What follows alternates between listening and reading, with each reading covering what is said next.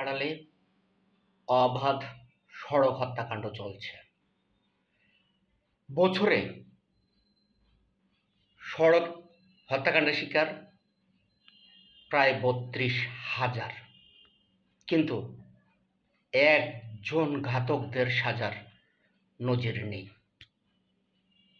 প্রতিদিনই সংবাদপত্রের প্রধান খবরের শেষ লাইনগুলো এক অভিন্ন।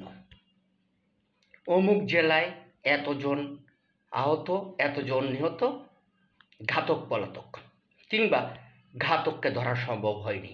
মনে হচ্ছে মিডিয়াগুলো এটা কপি পেস্ট করে রেখেছে যে যেই ধরনের সড়কে হতাহতের খবর আসবে শেষ লাইন একই, জাস্ট পেস্ট করে দিবে, ঘাতক পলাতক, ঘাতককে ধরা সম্ভব হয়নি। তার মানে কি ঘাতকদের ধরা কি নিষিদ্ধ?